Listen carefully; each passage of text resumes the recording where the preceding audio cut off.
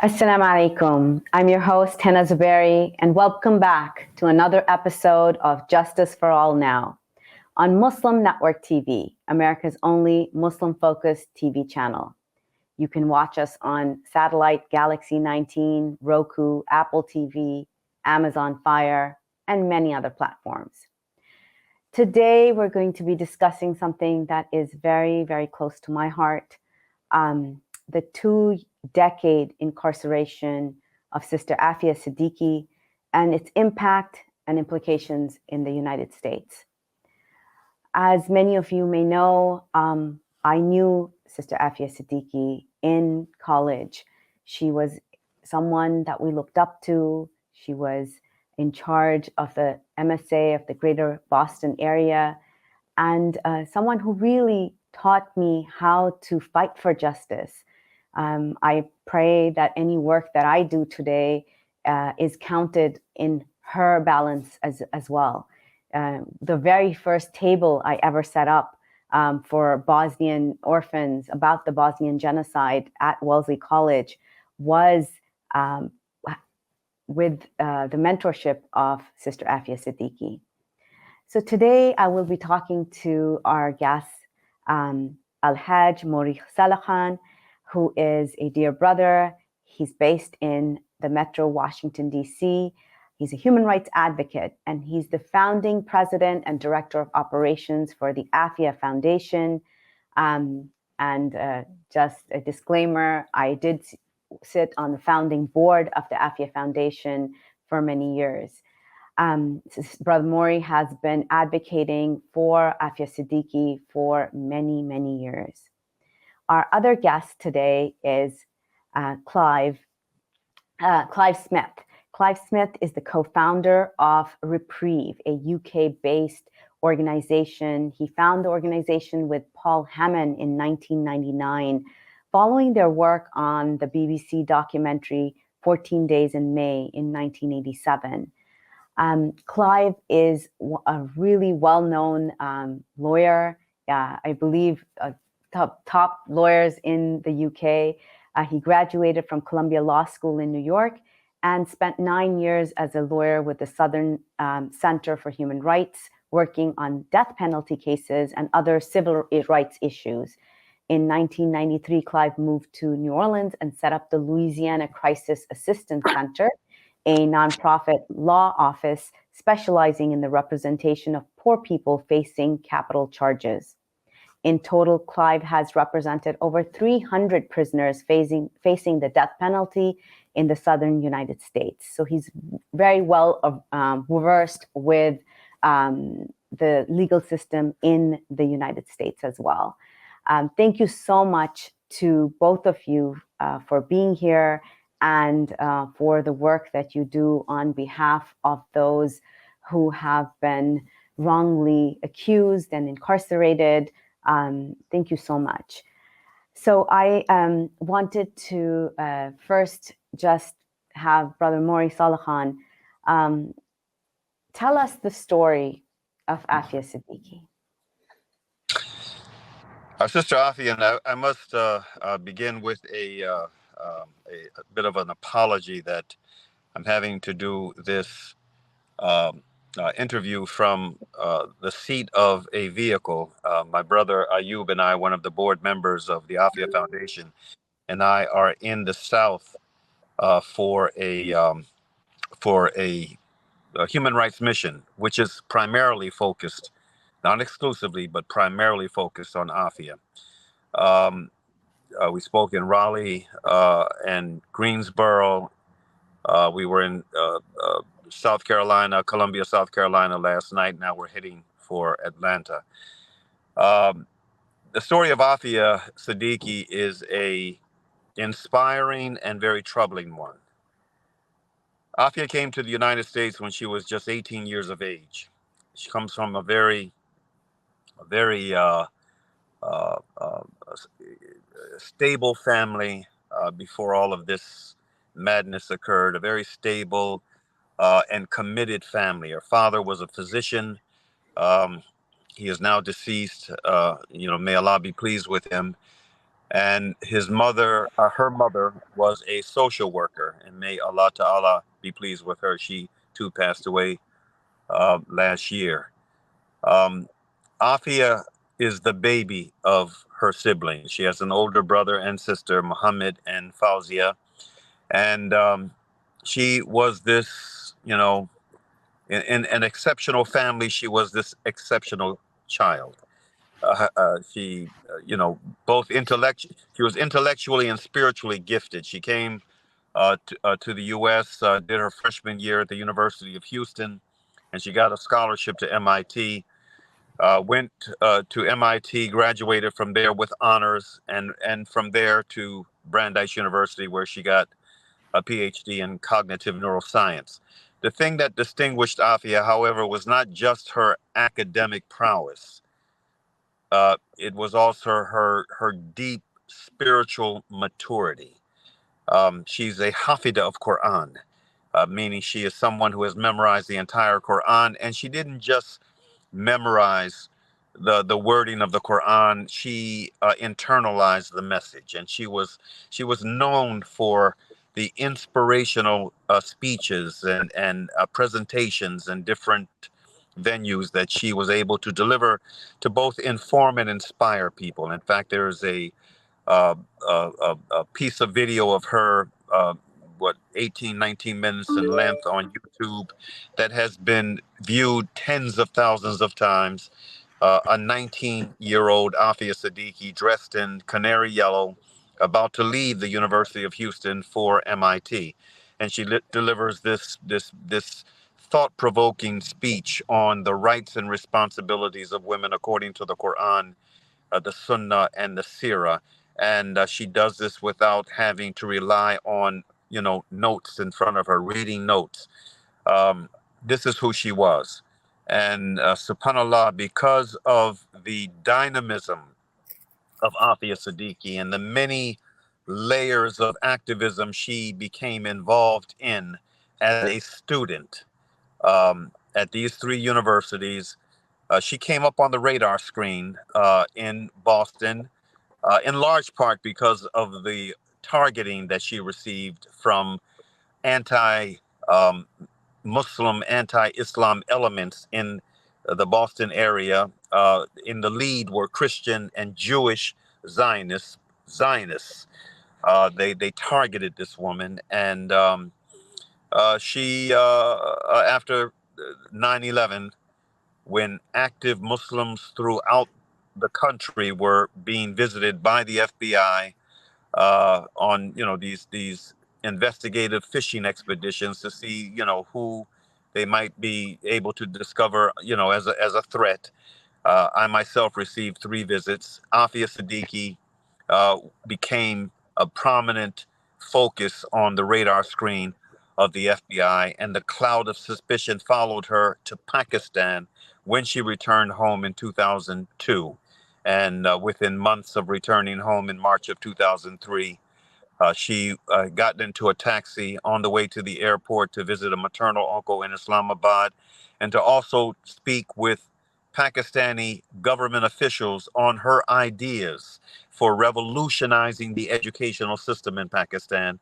She never made it. She and her children were forcibly removed from the taxi. They were separated in different cars, and then the saga of Aafia Siddiqui began. The nightmare began. 5 years of secret imprisonment and torture, ending up at Bagram in Afghanistan. And the only reason why she ended up being her presence at Bagram ended up being divulged was because former prisoners at Bagram revealed that there was a female prisoner who wore the letter 650, who was held at Bagram. And that opened the door to an investigation of a number of journalists who, in my humble opinion, did far more than the many lawyers that have been involved in the case over the years. But these journalists, they brought attention and pressure around Aafia Siddiqui. She ended up being released after the U.S. couldn't deny any longer. They had held a female prisoner at Bagram. They kept denying it was Aafia Siddiqui, but they admitted, yes, we did have a female prisoner. They set her up. They reunited her with her son Ahmed, who she hadn't seen in 5 years. Set them up uh, outside the governor's compound in Ghazni, and a dime was dropped. We believe, there is this mysterious non-Afghan woman and this young boy. We believe they may be suicide bombers. We believe the intent behind that call was for the Afghan authorities to arrive, shoot her and her son on sight, and that would have been a convenient case closed. But instead, Aafia had wandered. She had heard the adhan from one of the masjids, from a mosque, and she went into the mosque. And of course, she was, confronted by the men that were in the mosque, and by the time the authorities arrived, they just took her into custody, and then she ended up being taken to the police commander's compound in Ghazni, put behind a curtain, along with Ahmed, and before everything ended, she ended up being shot by an American soldier who panicked when he saw her. Uh, and then there was the cover story that the reason why she was shot was because in a war zone, one of the American soldiers laid his M4 rifle on the floor in a war zone, and she came through the curtain like a female Rambo, picked it up, took the safety off of it, and tried to shoot her way out of captivity, and was shot in response. This was the cover story, and she's been imprisoned. She was brought back to the United States, barely alive, arraigned in New York City, Lower Manhattan, blocks away from Ground Zero.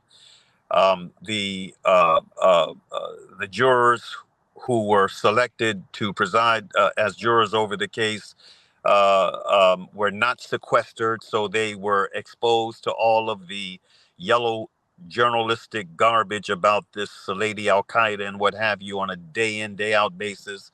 And at the end of the day, predictably, they came back with a finding of guilty on all counts. And she is where she is as a result. Mm.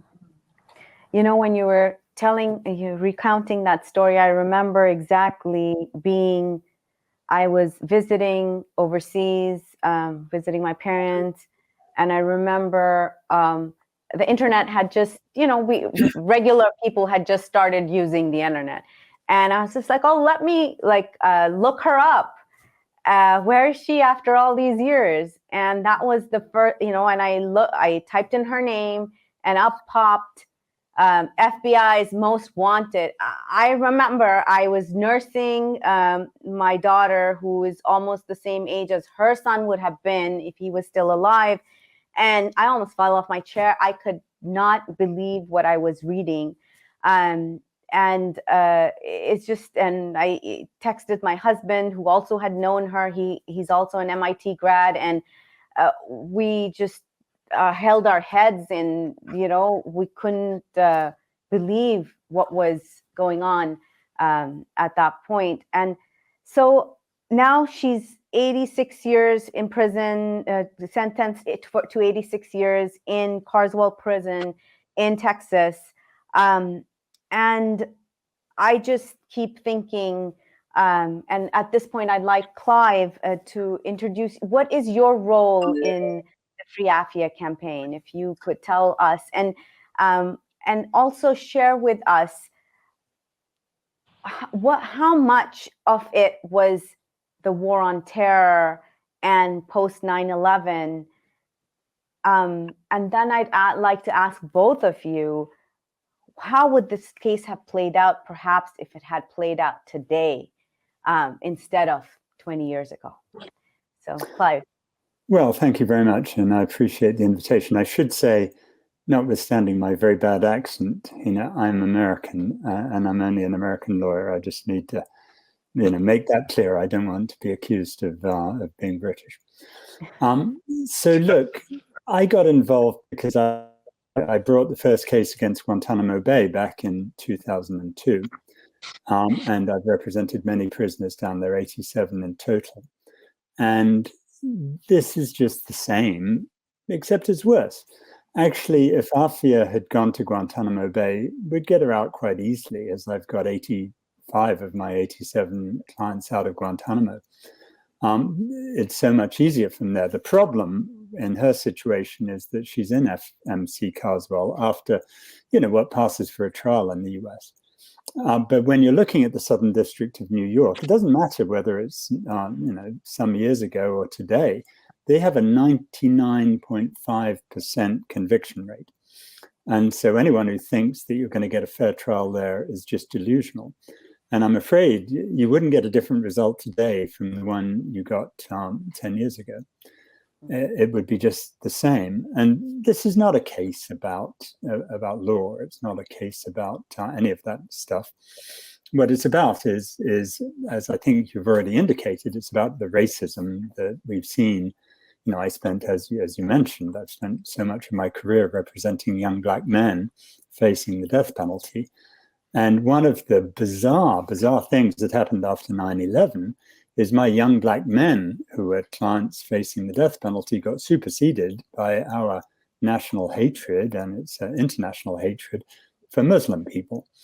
And as a result, the people who then got trampled on in much the same way as the young Black men I'd represented for so many years were mainly Muslim men, with a very small number of Muslim women. And indeed, of all the people, and I cannot tell you how horrified I am as an American to say what we've done to our fellow human beings. I've catalogued all the torture methods that were applied against my clients over the last 20 years since 9/11. And, all of these methods were used by the Spanish Inquisition 500 years ago, or the Gestapo in World War II. And it's truly shocking. And I never thought when I got a law degree that I would be sitting across the table from people who have gone through this at our hands. But I have. And so having done that with so many people in Guantanamo, and again, when you go to Guantanamo, you have to do it as a charitable lawyer, which is all I've ever done, because, that's no one in Guantanamo has any money. I then got roped in by Fausia to go see her sister when I was doing a death penalty case in Texas. And in January, I went to see Aafia in FMC Carswell, which is another military base, and it's another awful prison. It's styled a federal medical center, but it's a maximum security prison. And I spent 80 minutes talking to her, which was a great privilege. And I was very glad to have had that opportunity because there were all these rumors swirling around that she was dead. And I've spent an awful lot of time in Pakistan over the last few years. And so I've got many friends who are very glad to hear that Aafia was alive, and if not well, at least surviving. So, I was bullied by Fausia into taking her case on, which I'm proud to do. And obviously for charity, because we as Americans have to apologize for what we've done and then try to make up for it. So what we need to do is get the message across to the people who matter. And it's the same as Guantanamo cases. This is about power. You've got an individual here, a woman who has no power at all, who's meant to stay there until she's 125 years old. That's not going to happen. And we've got to get her back to Pakistan. But right now she's powerless, and what's going to give her power primarily is having the entire Pakistan government on her side. So our primary obligation is to do what we've done in so many cases, which is to get the home government to pull its finger out and start doing its job, to coerce, or persuade, perhaps is a better word, the US government to send her back to Pakistan, which she desperately needs. And we need to change the narrative. The narrative of her is that she's some sort of Islamic extremist, which is just nonsense. She's not at all. However, there is a reason why the American government thinks that, and it's the same thing that happened with all of our Guantanamo clients. First, people were going around paying money for taking these people in, but one of the unique things about Aafia is when a bunch of my other clients, the Guantanamo clients, were shown a bunch of photographs and were tortured into making statements against them, they didn't know anything. So what did they do? They made statements up against the only woman they saw in the pictures because they thought misguidedly that the US government wouldn't do anything to her. And that's where most of the nonsense came from that's been used against Aafia. But beyond that, we also need to turn the narrative into the truth about what's been done to her and her kids. I met her two oldest children when I was last in Karachi a month ago. And they're very, very decent kids who are looking forward, I hope, to a bright future. But what happened to them is truly shocking. First, the youngest child, who would be apparently the same age as your child, was dropped and killed. And who as a parent, I'm a parent, who as a parent cannot empathize with the idea that when they were kidnapping Aafia, they killed their child? The second story that's so important is they then forcibly adopt a 2-year-old daughter into an American family for 5 years. Who cannot, if we did that in America, if someone came to Texas and took one of our children and forcibly adopted them into a family in Afghanistan, what would we do as Americans? We'd probably bomb the country. So that's truly shocking. And then, of course, the third child, the oldest, Mohammed, was mistreated horribly himself for 5 years. And we need the world to get these messages, because in the end, it's no surprise that Aafia is hugely emotionally traumatized from what she's gone through. I can safely say she's more traumatized than any of the prisoners I've represented in Guantanamo, and that's saying a lot. So in the end, I'm going back to Pakistan in 2 weeks, and I shall go and see a number of the senior politicians and also, all the other people involved. And then I'm going to go to Afghanistan. I'm going to go to Bagram Air Force Base, to where she was held. We'll take a lot of pictures of that and get stories from people who were there. And then I'm going to go to Ghazni, because now I think we can finally get the truth there much more easily than when I was last in Afghanistan, where the Americans were in charge and it was way more dangerous. So I hope we'll then be able to come back to America and start persuading people to send her back to Pakistan, where she belongs. And you made several points that were, as this journey and as advocates for her, our frustrations have been at the U.S. government, at the Pakistani government, at the narrative surrounding her. And so, Brother Mauri, now that you're hearing the next steps, a door opening, hopefully a door to freedom for Aafia, what are your thoughts at this moment? What are some things that you're thinking about as Clive was sharing his, especially about meeting Sister Aafia, and the fact that she's more traumatized than the brothers in Guantanamo? Well, the fact that she is more traumatized is something that it stands to reason that she would be. It comes as no surprise to me. I came into 2023 deeply committed to the idea, and also encouraged by the idea that this could be Aafia's final year of wrongful imprisonment. I mean, I really came into 2023 with that feeling that this could be the final year, and with a commitment that we would do everything in our power, within our limited power, to achieve that end, bi'idhnillah. So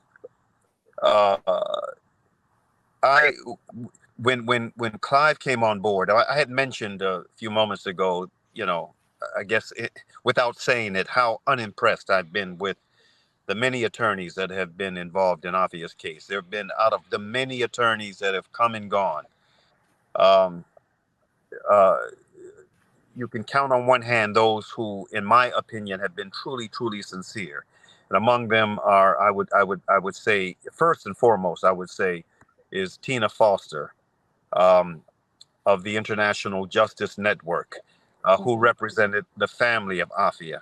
I mean, she was, for the time that she was involved, she was phenomenal. And she and her organization was the one that issued the report, Aafia Siddiqui, Just the Facts. She was deeply committed. She did a tremendous job for the time that she was involved. I also, there were a couple of attorneys. These were court-appointed attorneys that I felt were sincere but extremely limited in what they could do before the dream team, the well-financed dream team by Pakistan with strings attached came on board and in my opinion did a poor representation of Aafia during the trial. They were paid, what, $2 or $3 million, but they did, did a woeful job. It would have been adequate in my view had it been a, your run-of-the-mill case. Um, but this was a very political case. This was and is a very political case. And for a case as political as this one is, I mean, they really needed to do a tremendously more better than what they did. Those attorneys, I mean, it's not the attorneys, but the star witnesses of the government who contradicted themselves under oath, contradicted not only each other, but what they themselves had previously said in sworn affidavits earlier. I mean, they should have been charged with perjury. You would think that Aafia's defense team would have gone after them like lions, but they didn't. They didn't. Again, they did a poor job. So Tina Foster, Kathy Manley, she was very limited in what she could do. Aafia, understandably didn't trust anyone and everyone coming through wanting to represent her. And so, Kathy was limited in what she could do, but I thought she was sincere.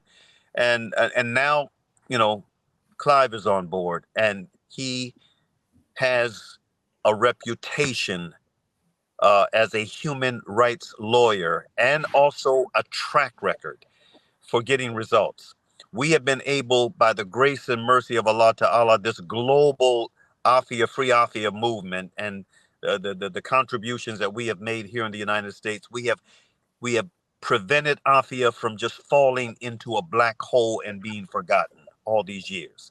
Now we're at a stage where, we can take this advocacy effort to the next level. And I'm just excited that someone like Clive Stafford Smith is on board and in what I hope to be this final stretch. We want Aafia Siddiqui released and back where she belongs before the end of 2023. And that is, as you were going through the names of the lawyers and every year came, rushing back off her journey especially in the prison. And I keep thinking that, we're not the same American Muslim community that we were 20 years ago. That's right. And I see the responses to when, the three winners, when they were shot, or the young people who've been incarcerated, or even the wife of the Pulse shooter, the Pulse nightclub shooter, how people got behind her and were able to free her. I think especially this next generation of American Muslims do not carry the same baggage that their grandparents or their parents had. And we're looking, and that's why I'm excited. We understand, like, a lot has changed in the 20 years. Brother Mauri has been kicked out of more mosques than I can count. In the Indian government thinks I'm a terrorist because I openly advocate for Aafia Siddiqui and advocate against Indian Muslim genocide in India. So the party is already there. So this is something that, as you said, Brother Mauri, we are looking for 2023 to be a year where Aafia can finally go home. And Clive, you mentioned that the answer lies with the Pakistani government, and Sister Yvonne Ridley said the same thing, that the Americans would let her go tomorrow. So how much truth is in that statement that the Americans would let her go tomorrow? And can you tell us more of what has been stopping the Pakistani government from taking her back? Well, the first thing I think is that the Americans will let her go tomorrow, yes, but there has to be some sort of quid pro quo. it's true of all these cases. We have to do some sort of agreement, because I'm afraid the US is not going to do the right thing just for the sake of doing the right thing. But that's perfectly possible. The obvious thing that springs to mind, of course, is Dr. Shakil Afridi, who the Americans would love to have because he helped murder Osama bin Laden, apparently. And so that's an obvious swap. Now, the question is, why don't they do it? I think we can persuade them to do that, and then everyone would be happy. So one of the reasons I'm going to be in Islamabad is I want to talk to the Pakistani authorities, the people who are really in power, who are the military and the ISI, but also the politicians, because we need to work out why they're not doing it. And there are two reasons. One is that certain people are afraid of being exposed for their part in what happened to Aafia. Well, there's a perfectly simple answer to that, which is we'll expose them now if we don't get Aafia back. But I'm not really interested in threats on people. I just want to get to the right result. So I'm perfectly happy to sit down with people and say, look, let's come up with an agreement so we can do it, and then everyone can happily go home. When Aafia comes home, she's not going to be spending her time on the airwaves talking nastily about people on TV, but she's so traumatized, she needs to be with her family. But then the second thing is, how do we persuade people that it's an important thing nationally for Pakistan? And I think one of the things we've got to do for Aafia in Pakistan, that's the real jury, much more than America, is that we have to make Pakistan see her as more of a legend than she already is. At the moment, she's tainted somewhat by all this nonsense that she's some sort of Muslim extremist. And we all know that Islam is not about going around bombing people. She may be very sincere as a Muslim. She is, in my impression from meeting her, but she's not some violent maniac. And so we need to change the narrative that's going on about her into the real one, which is she is the #1 female victim of the American rendition to torture program. And #2, that she's been traumatized as a mother in ways that are just unfathomable. And so we then need to stir up more support for her in Pakistan, such that the Pakistan authorities, who don't think it's worth their while expending a little political capital to get her back, change their mind. And, you know, this is not a novel idea on my part. We've done this many times for many people in Guantanamo, and I plan to do it for another Afghan when I'm over there. So, you know, this is what we can all work together on, I hope, and bring her home. I hope so too. I'm here. I'm fluent in Urdu. You need my help, let me know. Oh no, come on over. I'll see you in Karachi in 2 weeks. Karachi, seriously. I would think Pakistanis are really into period pieces these days. They're on their popular dramas, as they're called on TV. Let's get a drama made on the life of Aafia Siddiqui with a pretty young woman representing her. That will get into the TVs and, you know, the drawing rooms of Pakistani, and it could change minds. So well, that's true. And I'm certainly going to Bagram with Al Jazeera and with a television crew also, because it's really important to do that. It's the court of public opinion that matters, not the court of law. We're not going to get justice for her. And, you know, as Al-Hajj was saying, this is not about law. It's not about justice. It's about getting her home. And that's all going to be done in the court of public opinion. Well, thank you so much for your time, Clive. I know you have to run, but thank you so much. And we'll be following up with you. Well, thank you so much for having me. Alhamdulillah. All right. We're going to take a break, and we'll be right back with some final words from Brother Mauri Saalakhan.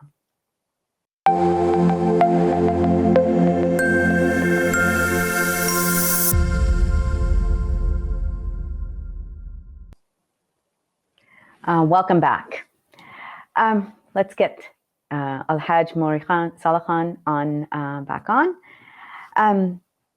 Brother Mauri, you just released a 4-part podcast on the story of Aafia Siddiqui. Can you tell us more about this project? And what were some of the things that you learned that even you didn't know during the making of this podcast? Well, it would be more apt to describe it as things that I was reminded of during the course of making this podcast. And in fact, we've done 3 episodes so far. The final episode is coming up this Sunday. This was a special Ramadan podcast on Aafia, audio podcast, um, titled "Why Aafia?" And the title itself, it speaks to uh, a question, one of the most persistent questions I've gotten over the years. I've been doing human rights work in America for uh, almost 4 decades, and um, you know, all kinds of issues, police brutality, from police brutality to political imprisonment. And one of the questions I've gotten as it pertains to political imprisonment issues is why Aafia? Why, you know, do you spend so much of your time, your energy, your resource on this one woman? And um, I wanted this podcast to answer that question. Why Aafia? Why is she so quote unquote special? Um, you know, um, Former U.S. Attorney General Ramsey Clark, the late Ramsey Clark. May Allah be pleased with him. Yeah, one of the most consequential, in fact, in my opinion, the most consequential former U.S. Attorney General of my lifetime. He, uh, when we were together in Texas after he had just returned back from Pakistan on a visit, and we were in Texas, his native state. He was born and raised in Texas, comes from a legal family. His father was a Supreme Court justice. Um, he joined us after trying to visit Aafia, visiting Lynn Stewart, who was in prison at the time. He tried to visit with Aafia, and they told him a lie, said she didn't want his visit. And but he joined us later, uh, both at the rally and then later at one of the Islamic centers. And he said, I forgot which location it was, but he said in his remarks that the case of Aafia Siddiqui is the worst case of individual injustice I've ever witnessed. When he said these words, they echoed what I had been feeling for years. It's a work. And so, the bottom line is, oh, subhanallah, I'm sorry. I lost a sight of the question that you raised, Hena. Um, You were going to tell me some of the things that you were reminded of during the making of the podcast. Oh, yes. In making the podcast, we, as you were able to see in the 2 that you've heard, and so far we've made 3. There are a number of voices besides the voice of Mauri Saalakhan. There are a number of voices. There are Muslim voices. There are non-Muslim voices. Um, there are voices, that are very powerful in what they have to say about this case, the outcome of the trial, et cetera, et cetera. And so it was a reminder to me of just how broad and deep and consequential this one single case of a Muslim political prisoner is in the United States. I've been saying for a number of years that 2 of the most consequential cases of Muslim political prisoners are the case of Aafia Siddiqui and Imam Jamil Abdullah Al-Amin. These are 2 of the most consequential cases that,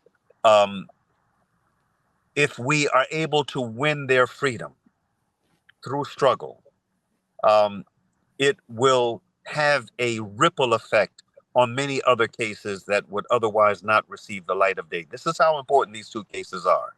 And the case of Aafia Siddiqui is more important than that of Imam Jamil. Imam Jamil, he's a historical figure. I love this man. I am outraged that he is still where he is with the evidence already available to the authorities that he was not the one that got into the gunfight with the sheriff's deputies. it's an outrage that he is still where he is, but it is also a reflection of the fact that he was targeted as H. Rab Brown, and that targeting never ended. It never ended.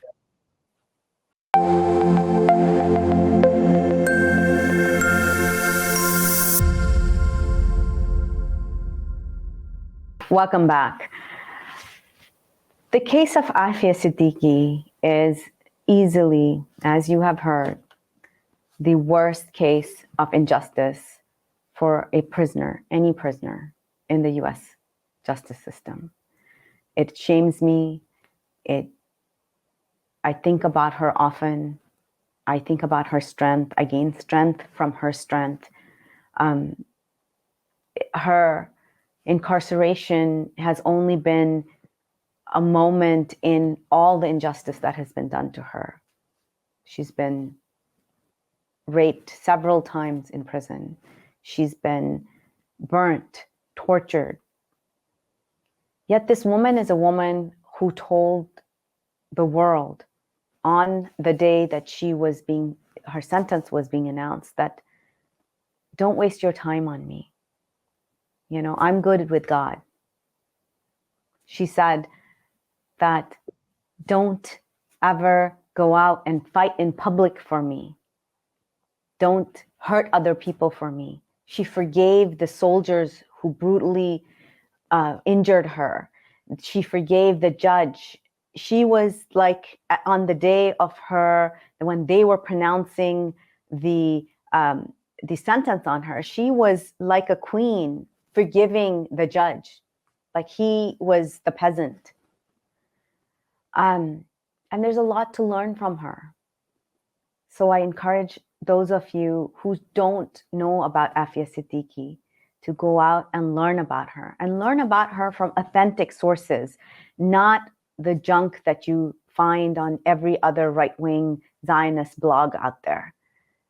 This woman has been and I just think of all the wasted talent.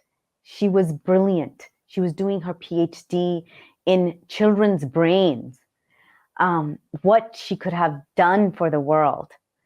And, we ask you in these last 10 days of Ramadan to make dua for her, to beg Allah that she's freed and returned back to her family, especially to her children who have been away from her for 20 years and more. Her daughter has not seen her for more than 20 years.